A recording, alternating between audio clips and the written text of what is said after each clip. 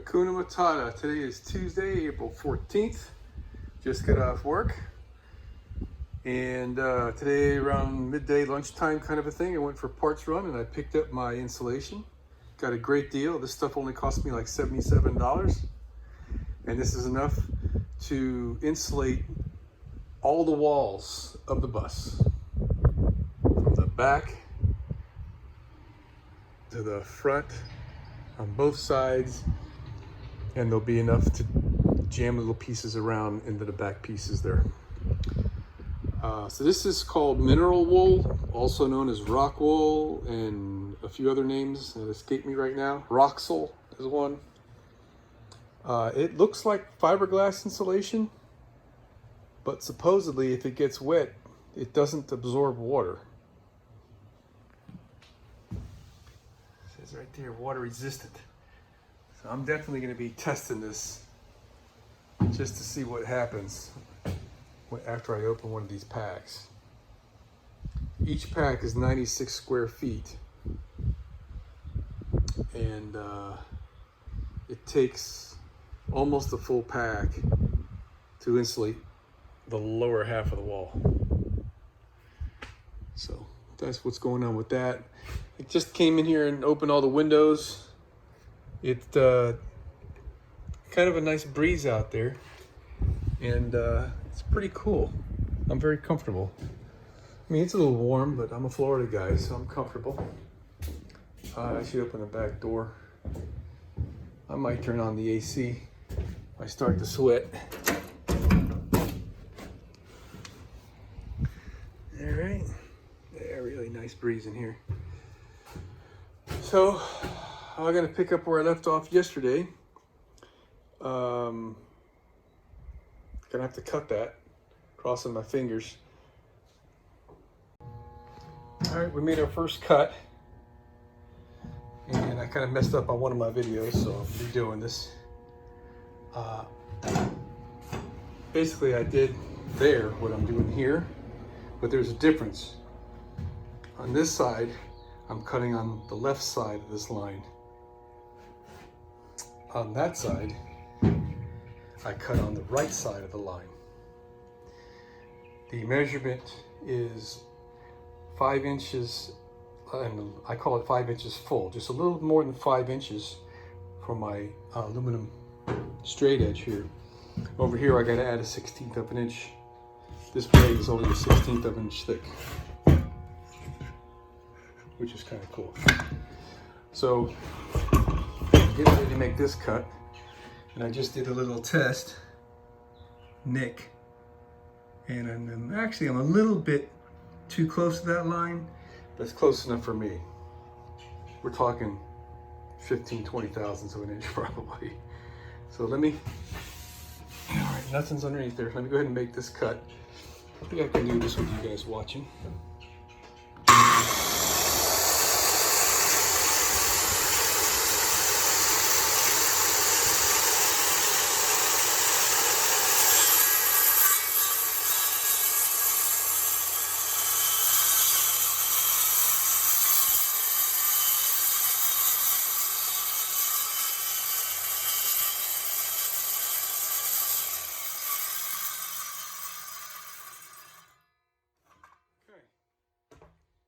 We took the line off, which was not my intent, but it's so close it doesn't matter for me.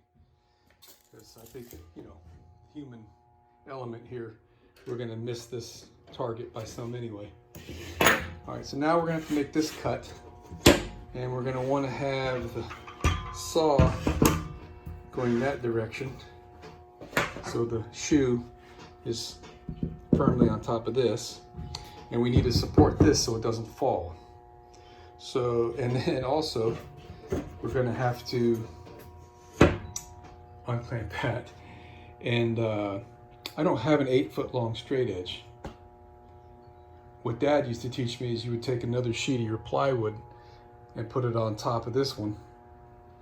But I don't think I wanna work that hard. I really don't want to cut that by hand. I want the line to be real straight. So I have to think this through. So we're ready to make our cut. I forgot I had this piece of 1/4-inch plywood. It's perfect. And the end of it is extra straight. The edge is extra straight because I trimmed it on my table saw for whatever else I was doing before, I forget. So I'm going to do a plunge cut here. And the way I'm going to do this is I'm going to set my cut and hold the saw out just a hair from where I want the cut to be. When I make my plunge, I'll feed forward some to get everything kind of level up against my fence, and then I'll carefully pull back. Pulling back with one of these is very dangerous because it tries to climb, and once it climbs a little bit, it'll grab on you and it'll kick. So we're going to be really careful with that. Well, I goofed, but on the positive side, this is perfect right where I want it. We're about 5/16 of an inch here. And over here, we look to be about 5/16 of an inch. Oh, let's check something else too. It looks pretty straight.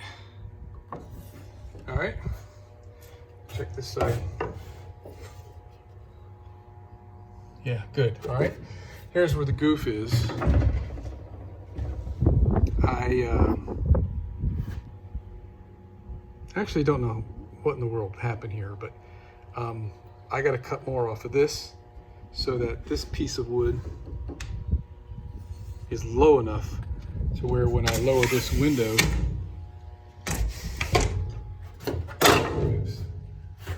there's room for your finger between the top of that piece of wood I just dropped down in there. And right now it just about touches. Okay, so this edge was 3/16 above the lip of the window, and we want it 3/4 of an inch below.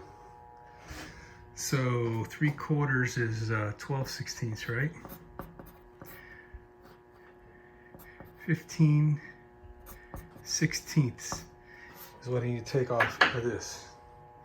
So before I removed that piece of straight edge plywood, I marked it here because I knew I was going to be coming back, so I can more easily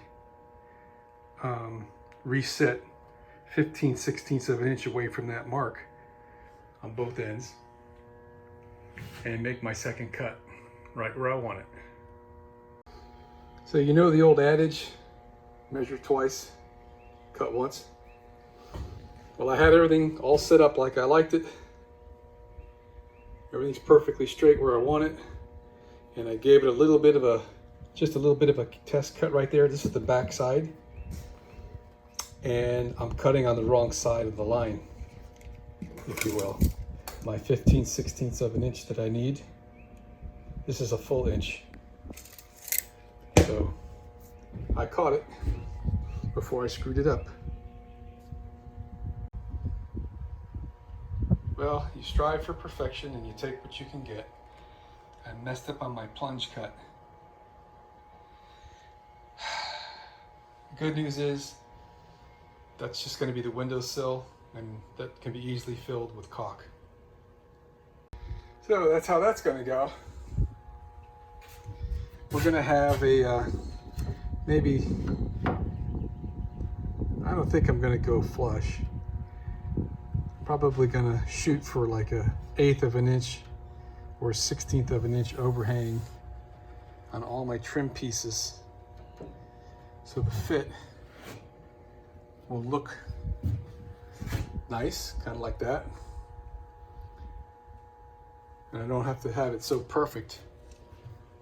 If I try to go flush, then I'll have to, the only way to do that would be to sand it after it's installed to get it flat. So I think that's going to work out just fine. All right, so it would be perfect except for this, but again, as long as we have this here, it keeps everything level. So that's fine. I'm going to try this on the other side, which got that thing to cut around. You know, if that window is lower than that, I could recut that. Oh, you know what else I could do too? I could raise it off the floor another 1/16 of an inch and just fix that. But it's fine. Gosh, you know what I'm just not realizing? I should have made this piece first and then test fit it on this side, because once I get that thing cut and this side to fit and in the window to fit, it would be able to be positioned here flat up against that wall, and then I could verify if I have to go up, down, left, and right or whatever on those. But as it is now, I can't get that close enough to there to make sure everything's fitting. I can give it a try, see what I can see, but yeah, this is going to be a pain. Not bad. So here's what I think we're going to do. I've taken some measurements from the window to the back, and the bus is consistent on this side. So if I can, well, an issue I have is that this window is not tilted like the other one. Either this is straight or it's tilted the other way. I don't know which. But I can put this piece of wood in place, kind of balancing out where we have to be. It was 5/16 of an inch. Okay, got to go about 1/16 of an inch to my left. All right, and I can start out taking a fresh piece of plywood and making sure it's flipped over the other way with the good side facing me. Copy that cut and then put it in place just like I have it here, and I'll be able to cut around that fuel inlet guy, and then we'll see about cutting this out. I might be able to use this to help me.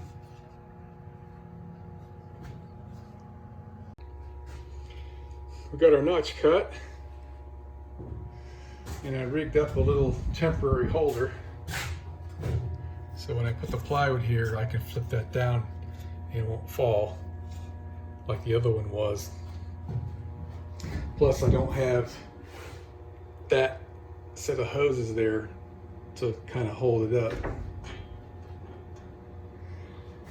And I realized while marking this for the cuts how I messed up on the other one and why I had to cut this twice. It was 3/4 of an inch difference, because what I did is I measured two things: the distance from the line to the top of the edge of the window, and then I added 3/4 because that's how much I want space, 3/4 down, but I forgot to add another 3/4 to make room for the piece of wood that goes there. So I went and just checked it, and I measured from here to this line. It's exactly the same, exactly the same as this one. So I think we're in good shape. Can make some cuts. I just learned something tonight. I just mastered the plunge cut better than I have done. I've been doing this for decades, and it just never occurred to me to try doing a plunge cut the way I did it just now. Let me unplug this thing. Okay. So, I mean, this might be obvious to a lot of you guys, but it wasn't obvious to me, because the way my dad taught me is the way I've been doing it. So I set my saw on its shallowest cut, so it's not even touching. And I use this to help me get my cut on the spot because I can eyeball which side of the blade and where the line is. And then when I was ready to make my cut, I positioned the saw at the beginning. And the way this, I love, actually just freaking love this rigid 6.5 inch. It's wonderful. It's light as heck. It cuts like a dream. If you're gonna buy one, I highly recommend it. But anyway, the way this thing is designed, this lever, which is the lock for the depth of cut, is right here by your hand. So when I was ready to make my cut, I just flipped it loose with my fingers, and then I dropped the blade while it was while the shoe was lying flat on the wood. The way Dad taught me how to do it, maybe this was a cheat or something, but he would just set the saw on its nose and then hold this up with one hand and drop the saw down the other, and you have this going on. And that's where I made my mess up earlier today. But I'm very pleased. It's never too late to learn. And this old dog just learned a new trick. Wow, that's a beautiful cut. Got her done, first try. It's right where it needs to be. Bottom piece gives us plenty of room for your finger when you close the window, and just enough space there to get a good caulk line. The sides are spaced just like it was on the other side, about 5/16 of an inch.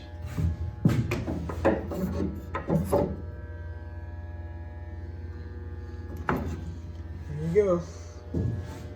Coming along great, man. Very pleased. And the piece of wood that I cut out of here can do that spot. I got 2 of them, 1 for each side. That's a nice break, save some wood. Now, I'm gonna call it an evening because I'm getting hungry and it's kind of late.